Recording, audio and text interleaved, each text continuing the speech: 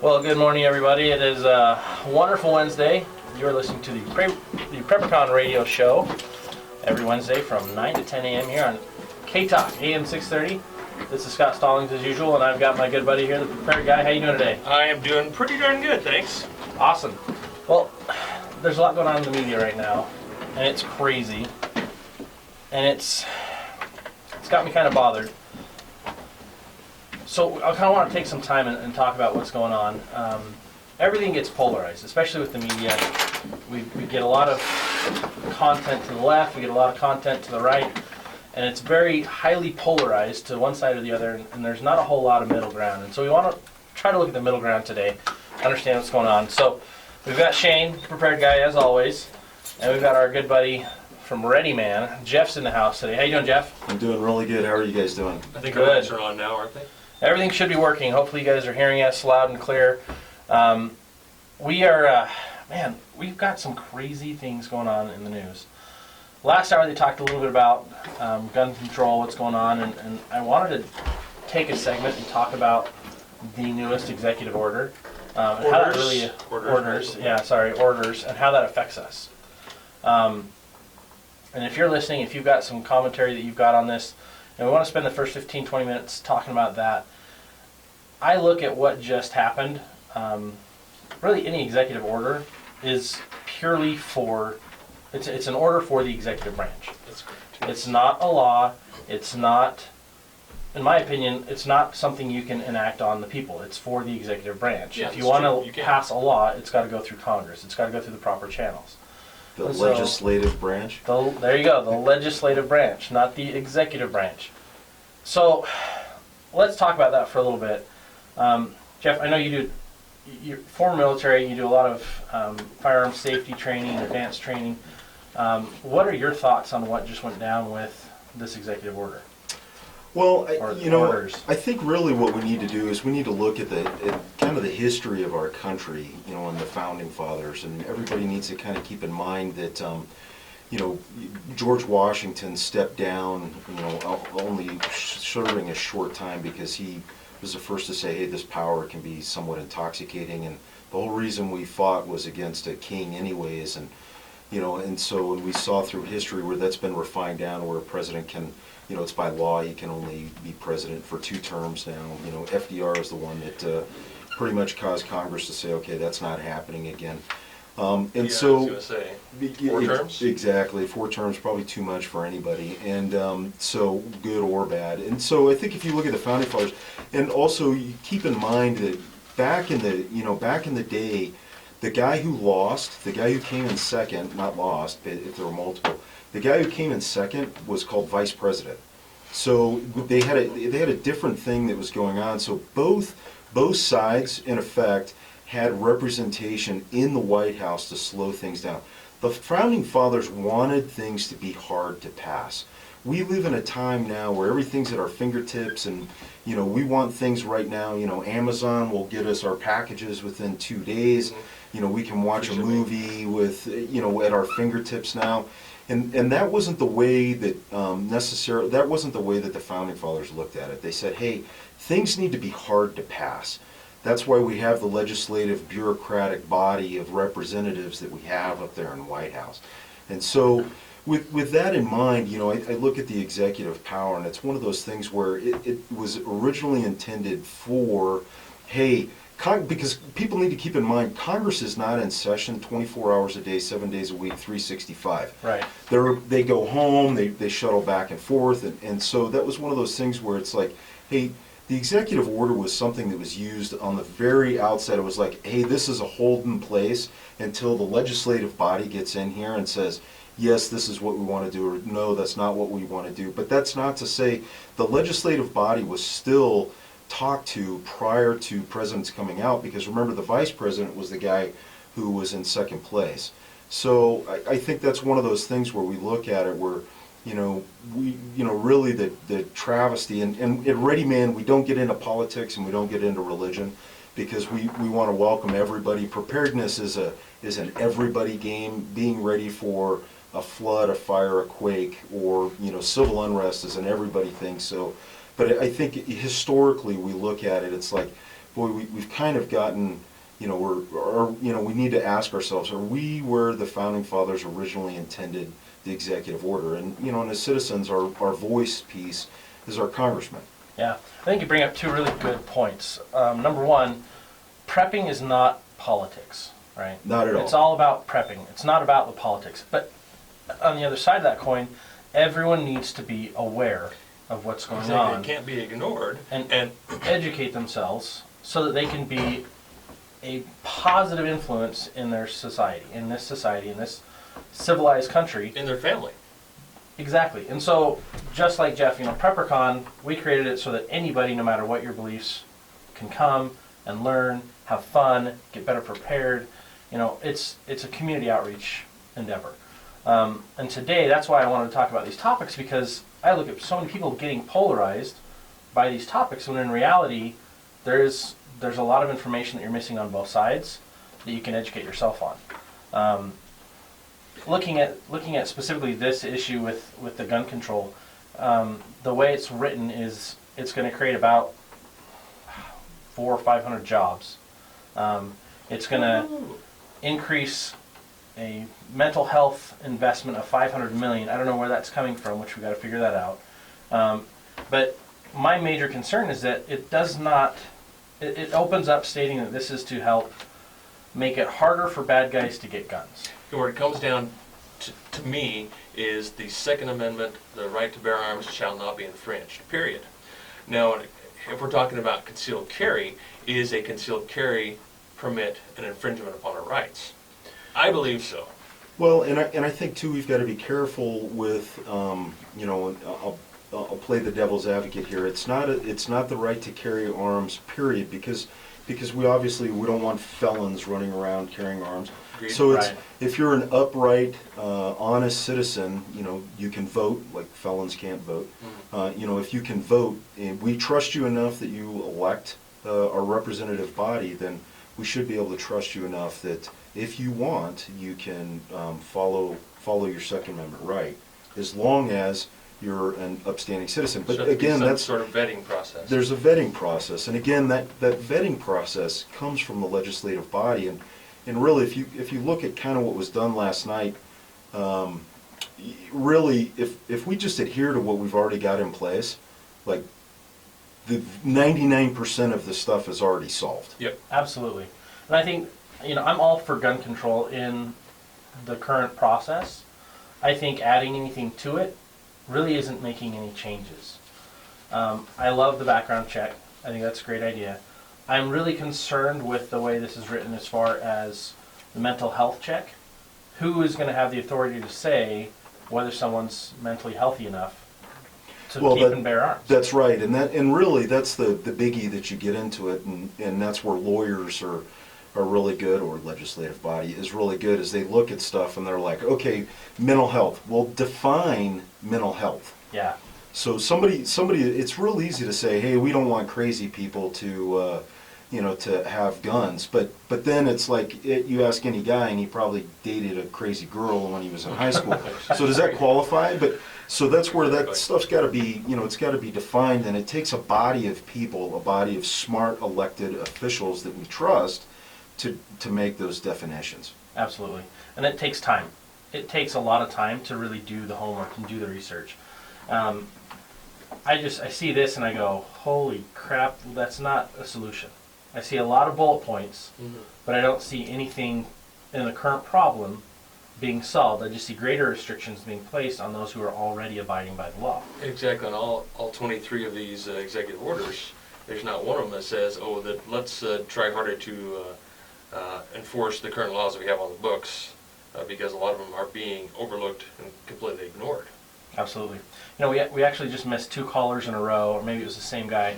We weren't able to get to you fast enough. So if you want to call in and chime in on the conversation, our number here at K-Talk is 801-254-5855. This first block, we're talking about the executive orders that came out, talking about gun control and the new measures that the president's trying to impose to change that.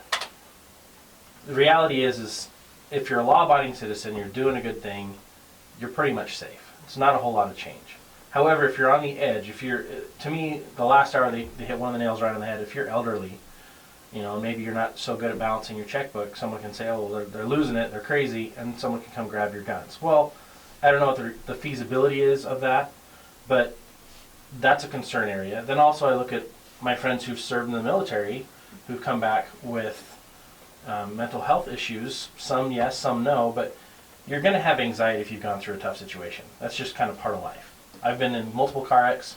I have a little anxiety every time I see somebody creep out into the intersection a little too fast when they've got a red and I've got a green. It makes me panic just a little bit. Everyone's going to experience that.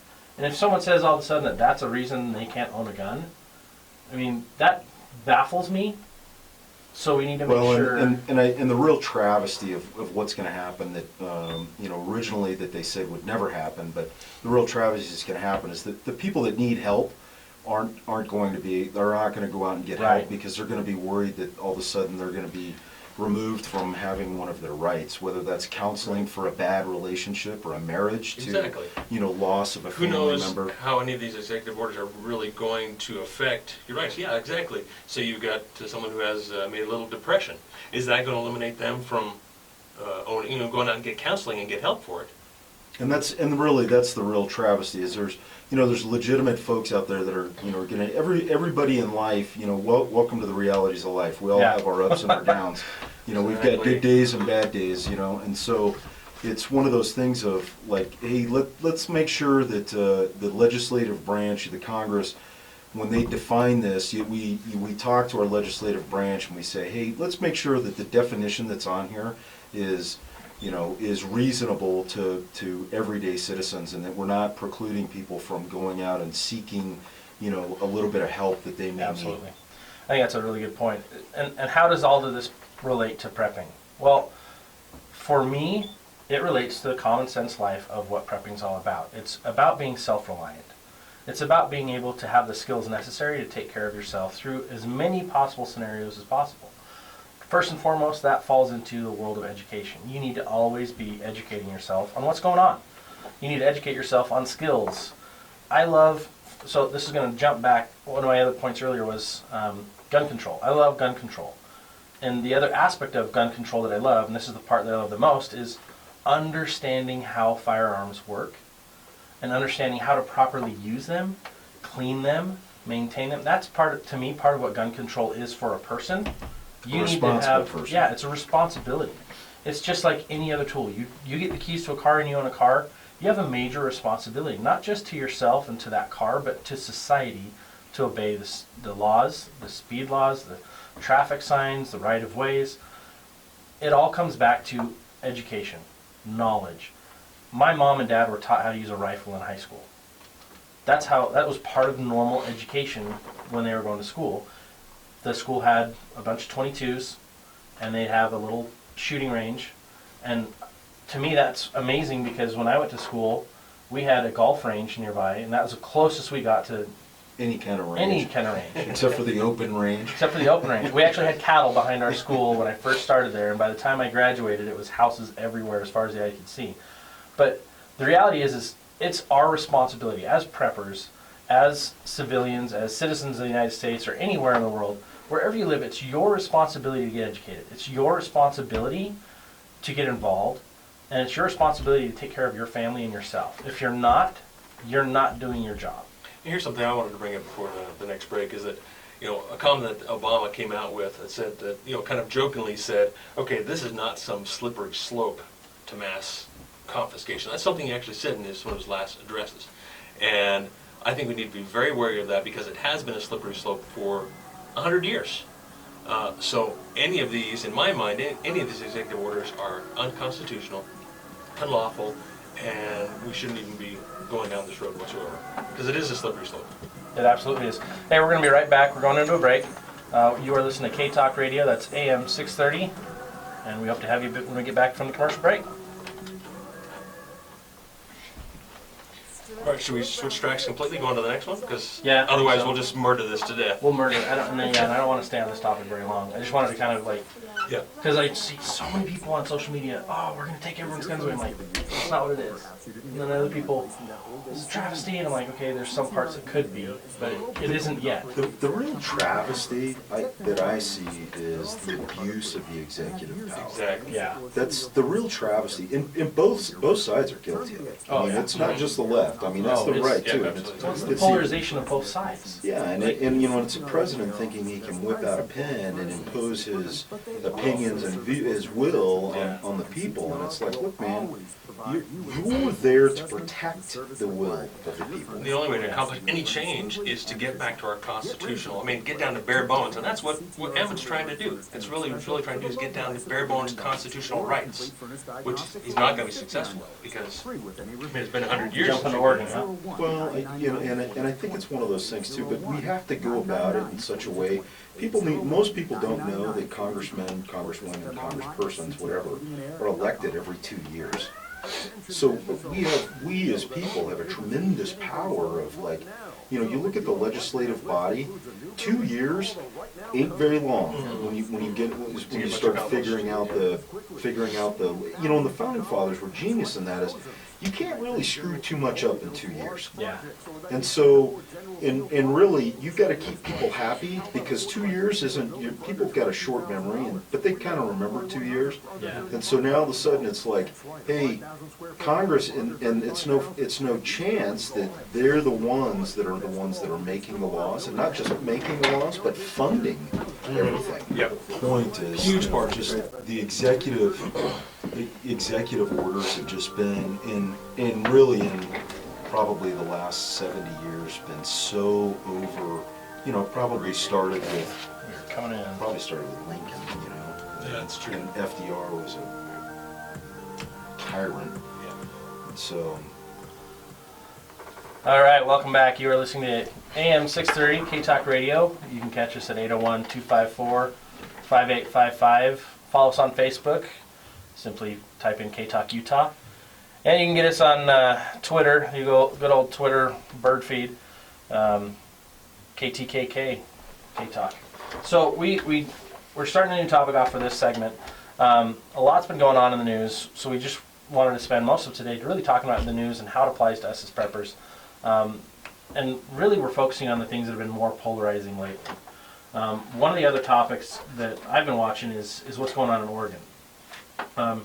Shane's got a good grasp on what's going on up there. If you want to take a few minutes and just kind of talk about what's going on, what you've seen, and then we'll kind of go into a commentary on it.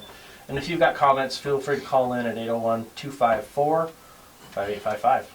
I guess just to keep it down as basic as possible, so we don't get, too many lame details. Is the ranchers in Oregon, this particular area of Oregon, the Hammonds in particular, have been struggling with the BLM and their rights with BLM for grazing for literally decades and decades. And there have been, I guess they were initially arrested for setting a backfire to stop a wildfire to save their cattle, because if their cattle don't have a place to graze, they're not going to have any food for their cattle. Their business isn't going to survive. Their cattle are going to die. So the things they did, they felt were within their rights. Yet they feel that the federal government, and also, of course, the Bundys, that's why Hammond Bundy's got involved, feel that the rights have been trampled, and somebody has to stand up for them. Yeah, and it's interesting. I mean, our First Amendment right is the freedom of speech and assembly, right? So that's the first part of what's going on up there is they're assembling. They've taken over. It's called a federal building, but it really, have you guys looked at the pictures to see what it looks like? Yeah, it's cabin. It's a cabin, and it's a cabin that they use probably 80% of the year, and it's occupied by up to 2 individuals that work there. Flux time, so they're there on and off. I think the way that they're doing this, as far as occupying a random building in the middle of nowhere, to me, it doesn't make sense to me. If I wanted to do a peaceful demonstration, I'd go right to the Capitol, and I'd plop myself down in the center of the building and just start talking. Get everyone there, get everyone involved. We'll open the discussion. the thing is that the propaganda is off the charts Yeah. for what's going on up there. 150 armed protesters or armed terrorists is what they're calling them. It's uncontrolled propaganda. I mean, propaganda is uncontrolled. Well, I think one of the, you know, and it kind of goes back to the legislative body. If you kind of look at what's happened here in more recent stuff that's happened with the Blackwater incident, where the guys were convicted for weapons, using automatic weapons, is where they hauled them into federal court. That was a law that was originally intended against drug cartels. So it was an enhancement that came into being because they were running around with MAC-10s back in the 80s.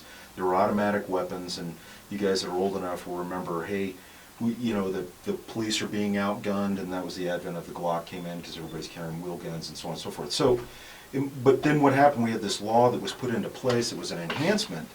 And really that's what happened with the Hammonds. It was a law that was never intended for that sake. And it's being used. So really, I think what people should be protesting now, me personally, is the legislative body to say, hey guys, let's make sure that we stick to the spirit of these things. Adding enhancements to laws for stuff that has absolutely nothing to do with the reason that it was passed, it probably either needs to A, go away, not happen anymore, or we change it so that people don't get rolled up into something that had absolutely nothing to do with a circumstance at the time. The Blackwater guys, perfect example. Hammonds have gotten rolled into that for, you know, with the whole, you know, domestic terrorism thing. I mean, come on, let's face it. Let's keep things in perspective here. So, and that's where it's like, you know, again, I go back to the representative body. You know, probably what you were saying, Scott, sitting on the steps of the governor's of the Capitol in Oregon. Probably you'll gain more latitude by saying, hey, let's change these laws back instead of getting people that are innocent of what they're being used against. You know, and the other. Absolutely. Well, from what I understand though, is that they've tried to do that. And it looks like you've got a caller, so let's. Yeah, let's jump on this one so we don't lose you.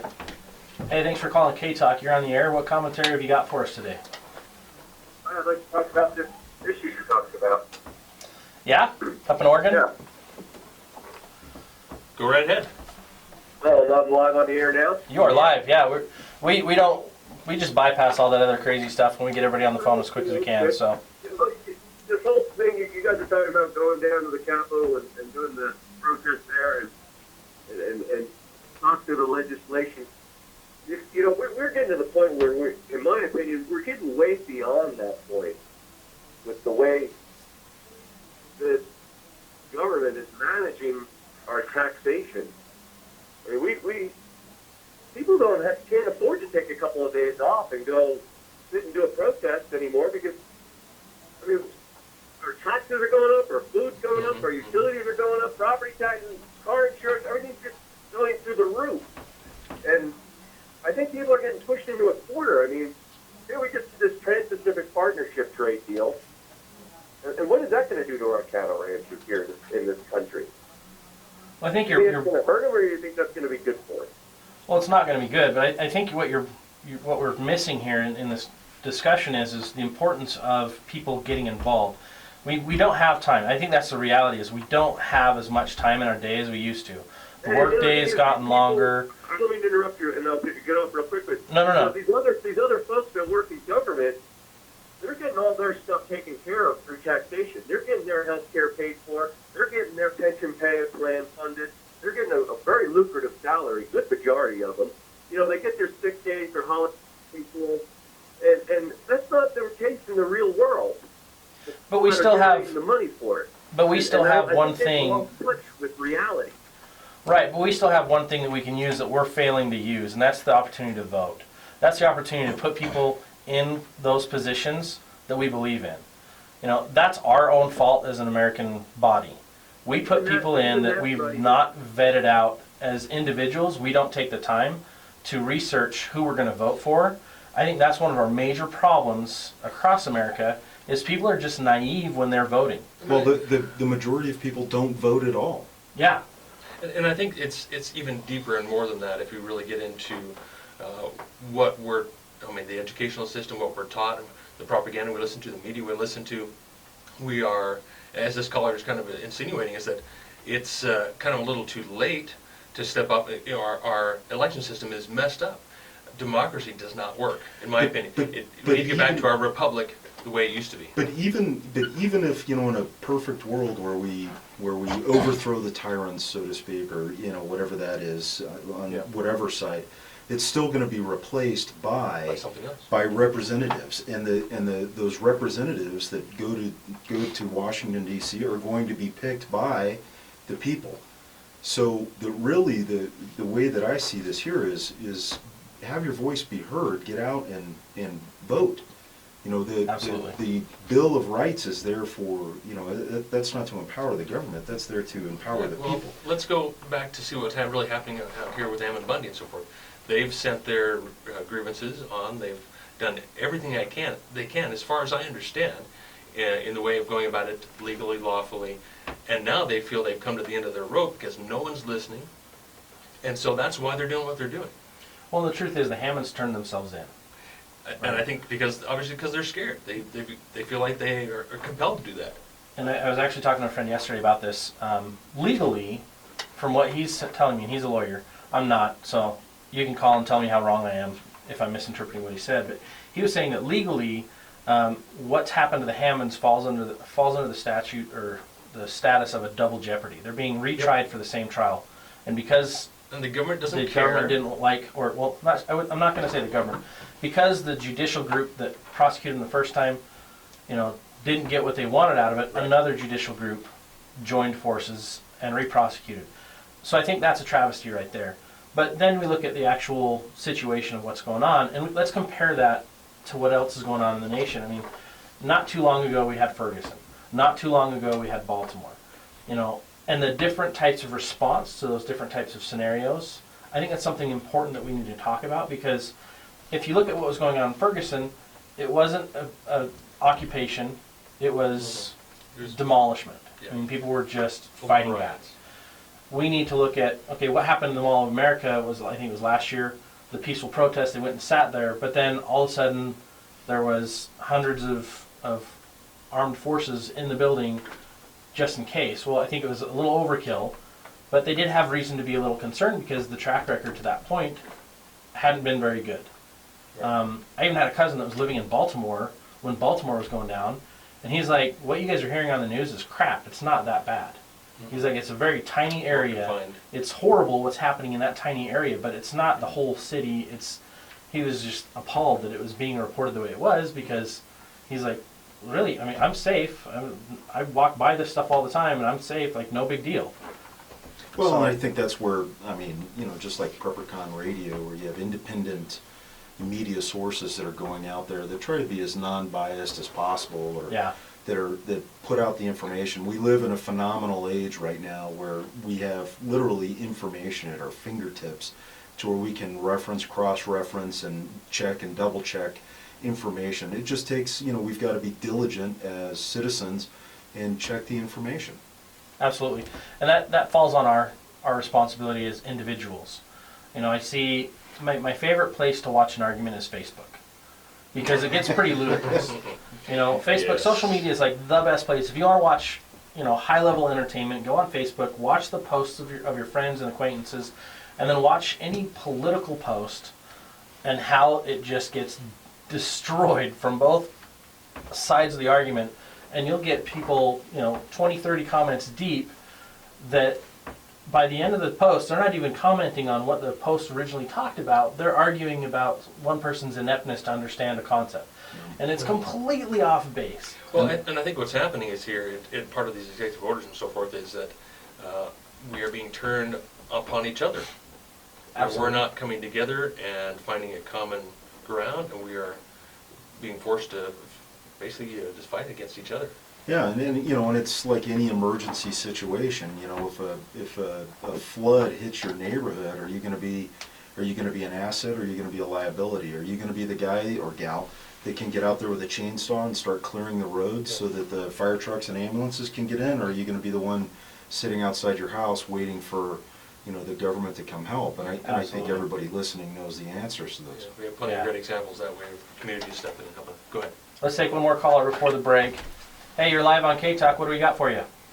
Yes, you were talking a little bit about the Bundy situation and the Hammond situation, and I just wanted to bring in maybe a thought. Please do. Yeah, yes, the Hammonds turned themselves in, but that doesn't mean that the rest of us don't still fight for them, and that doesn't mean that, when atrocities are committed, that that even though people accept them, doesn't mean that we all have to accept them. I mean, just to go on the extreme, just to kind of make a point, is that, just to say the atrocities that are happening with other countries or things like that, that, the killing of the Jews in Germany or this and that, that some of the people you could say, well, they went along with it, but it doesn't make it right. And I think, and I appreciate, personally, I appreciate the Bundys and other people that are sticking up for rights that the rest of us, the rest of us, will benefit the rest of us. And so, in my opinion. No, I think you bring up a really good point, and I actually agree with that. We do need to do something, and then oftentimes it is more than just get out there and vote. We need to get more involved. I like what the Bundys are doing is in effort. I don't 100% agree with how they're doing it, but then again, no one's ever going to agree 100% with somebody else in all their actions. And it's like, well, what else do you do? I mean, I don't know. Exactly. And the thing is about voting, I mean, I was very involved with the Republican Party for some time. And personally, I don't, you can't, in my opinion, you just simply cannot trust the vote. I agree with you there. I mean, we used to be able to go and take a look at the tabs, hanging chads, or look at, you have physical evidence that you could actually examine. Well, we can't do that anymore with the machine. So or at least with the electronic voting. And so, personally, with all the fights we had, within the Republican Party about the vote, I mean, most everything came down to who controlled the vote, and et cetera. There was, within our fighting and within the infighting within the Republican Party leadership, et cetera, it really came down to who controlled the vote for the most part. And I can't imagine them implementing this type of system without there being some nefarious activities going on. That's a great point. Thank you so much for your call. Yeah, Jeff, what you were saying about 17th Amendment, I think we can touch on that real quick. Paul, everybody talks about term limits and whatnot, and with senators, and I think it's people, not to insult anybody's intelligence, but remember, Congress is elected every 2 years. So the public, arguably, has a relatively short memory, and so we as citizens are electing our representatives back in D.C. On the legislative body of the Congress every 2 years, presidents every 4 years, senates every 6 years. One of the big things that happened in the past was the 17th Amendment that was elected senators by popular vote. And kind of getting into what the gentleman on the phone was talking about earlier was, it's hard to trust what's happening based off of the votes because of the electronics and stuff. Back in the day, the U.S. senators were picked by the legislative body of the state, and they chose who to go back. And I think that was genius on the Founding Fathers' part, because they knew that you were only going to get X number of times back there in Washington, and then the legislative body of the state was going to say, hey, Scott, you were senator twice already, sit down, I'm going back to be a senator this time. And so we lost that by popular vote, because really, if you think about it, what controls the vote is in a huge way, is the media. And so now all of a sudden, those who have the most money can buy the media. And that's really, I see, a big issue. Absolutely, and we could go on for hours about that. Yeah, we'll be right back. You're listening to AM 630. That's K-Talk Radio. Join in the conversation when we get back from the break. You can call us at 801-254-5855. Thanks for being with us today. Hey, thanks for being with us. You're listening to PrepperCon Radio. We've got a guest we're about to bring on the line. She wanted to join in the conversation. Let's see if she's still there. Are you there? Hello? All right, you're on air. Yeah, hi. I just wanted to bring up something that I don't think I would say probably about 90% of people are unaware of. And that is that the laws that we have that are put in place and proposed by the people that we supposedly elected. In some cases, we voted against them, but they got in there anyway. They don't even read the laws that they pass a lot of times. They might have somebody in their staff look at it, but they don't read them, and they don't write them either. There's a private corporation called ALEC. That's an acronym for the American Legislative the American Legislative Exchange Council. Mm-hmm. And what that is, basically, in my personal opinion, is a bunch of lobbyists for corporations and groups of people and organizations that might be contrary to what we really need in America, but it is so much for those groups of people that pay them to write the laws. Great point. Great point. But you guys need to read alexexposed.org to really see how horrible these people are, because they have made it so convoluted that the average person, even if you're educated, and I consider myself somewhat educated because I read as many things as I can, Mm-hmm. and I'm not somebody that takes a first glance at something and believes it. I'm a very, very skeptical person, as most of my friends are. And when we read about this group of people that formed this, and when we really got to looking into it and found out who sponsors it and who belongs to it, it to me, it is horrible what has happened to our country. And that group of people that formed the American Legislative Executive Council, or ALEC, is done immense damage to the freedoms and the rights of everyone. And so when Concerned Citizen called in earlier and exposed his extreme anger and displeasure with the way the world is running in his area, I would say that at least 80% of all of his complaints, and mine as well, if you trace it back, you're going to see that organization is involved in it. Well, you bring up a great point there. I hope you'll discuss it and do a show on it at some point. I know you can't do it today, but I think the Hammond's abuse and things that occur like that, a lot of it, if you trace it back, you're going to see that group is involved in it. Definitely a good topic for Josh and Paul to address on Inside the News. I thank you so much for letting me speak. Thanks for calling. Appreciate it. Thanks for calling. You know, the example that immediately comes to mind, if everybody thinks back to early 2000s when we had all the town hall meetings, was the blaze that was going on for the politicians when they were running around, and Barney Frank got up there and said, "Hey, I don't have time to read all the bills that I'm signing," and absolutely people lost their minds because it was, well, what are we paying you for then? And so I think you're spot on that any of those bills that come out, I mean, the people that are voting on it, I mean, I'm virulently against making more laws, but maybe having like a pop quiz on on the legislative branch so that they know exactly. Do you know your job? Do you really know what you're supposed to do? Do you really know what you're signing here? I mean, because there's a bunch of people that have read it. Like the healthcare law that came out that was. It hit at what, 2 a.m. the morning it was going to be signed. It's like, come on, it's 1,700 pages or something. Which brings up the question: can we really do anything about where we're at right now? I mean, is going out and voting going to make a difference, or are we going to have to stand up like Bundy is doing? And in my opinion, I think we can do plenty. We're doing it right now. We're on the air. We're telling people. We're saying get involved. We have this wonderful invention at our fingertips called smartphones now, where we literally, when these guys get up, whatever politician, whatever side of the aisle they're on, that they get up and they start saying stuff that wasn't what they were saying the week ago that they're on, and we can show them on YouTube and say, hey, Mr. Mrs. Politician, that's not what you said last week.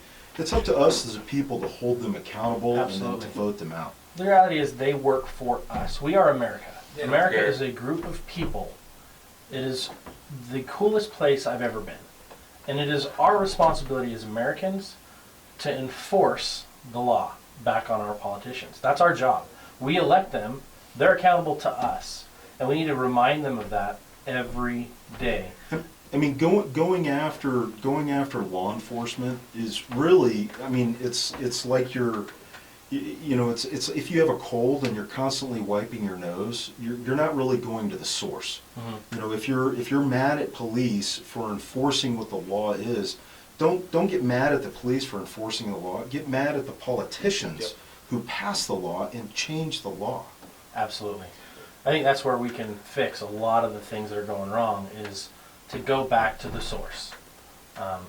A doctor that's worth his weight is a doctor that finds the source of the problem and remedies that. That doesn't just address all the little tiny symptoms and all the side effects. And I completely agree, and I think people have been trying to do this, and I'm trying to play, I guess, a little bit on the devil's advocate side here. Is, okay, what Ammon Bundy and the other militiamen, or whatever you want to call them up there, are doing is standing up, physically standing up, and not just going to the polls, because I think that us true patriots have been trying to do that for years, and not seeing anything happen, seeing continual corruption, and it's getting worse and worse, and so that's why they're doing what they're doing. But we can talk about this for hours. Right, and I'm not saying for them not to do what they're doing. There's a lot of commentary on both sides of the aisle, if you will, of the media, that it's wrong or it's right. I look at it as they have to stand up for what they believe. At the end of the day, we all do. That's our responsibility, and if we're not, then we're failing and we're not doing our job as concerned citizens. We need to stand up for what we believe. Now they've taken it to a level of occupying this tiny little cabin that the media said, oh, they're in a federal building. Well, the reality is it's public land, it's the public's responsibility, it's America. They're just in a building. It's not a law building, it's not where the senators are hanging out. It's a bunch of bullcrap how it's being portrayed. But the reality also is it's everyone's responsibility to peacefully assemble, speak their mind, and get our politicians to listen to us. And not just sit behind the radio listening to us. And hopefully you don't have to, hopefully you never get to a situation where you're using violence to share a message. If you get to that point, I'm really sad that that's where you went. If you can find a way to peaceably solve this situation, you always go there first. That's your first line of defense. We're almost out of time, so we're going to take this last caller here real quick. A bunch of other topics to talk about. Hey, you're on the air with K-Talk. I would like to make a comment. I got an email from Oregon regarding what's going on in Oregon, Yeah. and they don't support it. And they are an organization of retired military police officers, and they feel that somebody in the government gave them some information that they're actually created. And so they sent out an email saying absolutely no children, no women, it's possibly deadly.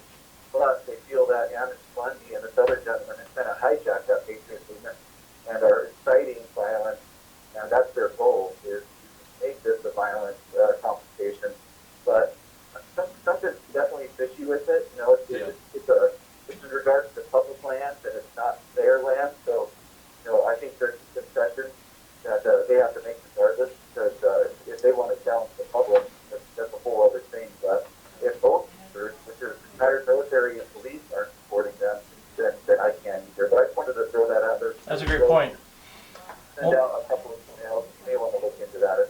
They provide you a lot more information than I can. If you could do a link on that on our Facebook page on K-Talk, we'd really appreciate that. And thanks for calling in.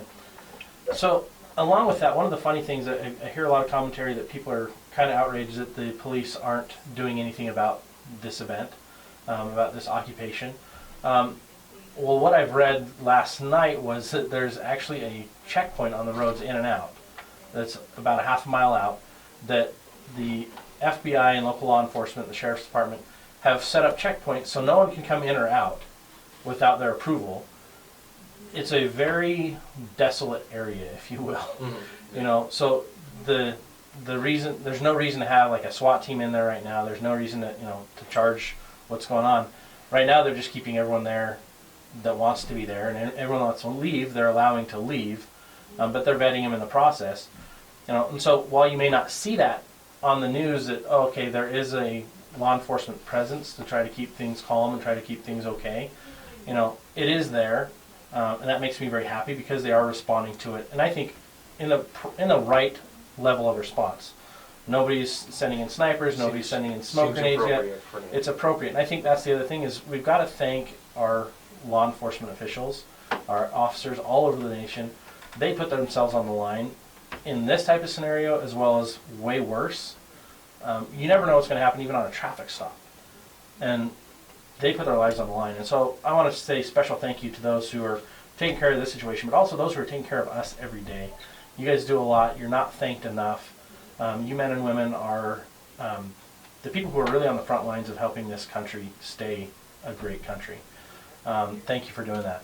We got some other topics we want to talk about. We're running out of time. We've got just a couple minutes, but we kind of want to talk about what's going on with the economy. Shane, if you want to take a minute. Yeah, very quickly here. We've got like a minute left or so. But what I wanted to address, and like Scott said, there are so many topics we could talk about here, so many stories, is that the first day of the trading year, we see what 400 and something, 460 point drop in the stock market. Yeah, it closed at the end of the day closer to 230 points, but that being a very bad sign. And again, today, right now, we're down almost another 200 points. And what I wanted to bring up there, and you also saw China, which dropped 7% on the very first day of the year as well. And that is a massive drop. And I think what we really wanted to talk about today about the reason we're talking about these news articles, because everybody else is talking about it. So why are we talking about it? We want to help you become more prepared. And that is the reason why we're talking about these topics. And the reason I bring up the stock market, is that the financial world is a mess. And just like getting to know all of the other topics out there, you need to educate yourself, learn more about it, and what to do about it. And check out our blogs and our sites, and we'll try and post more information, because just an hour just isn't enough time here. We may be moving to 2 hours in a few weeks, so hopefully that happens. But in the meantime, follow us on Facebook, check out our PrepperCon.com webpage, and PreparedGuy.com. Thanks for listening. Thanks for having me, Scott. Yeah, thanks for coming. Check out ReadyMan.com.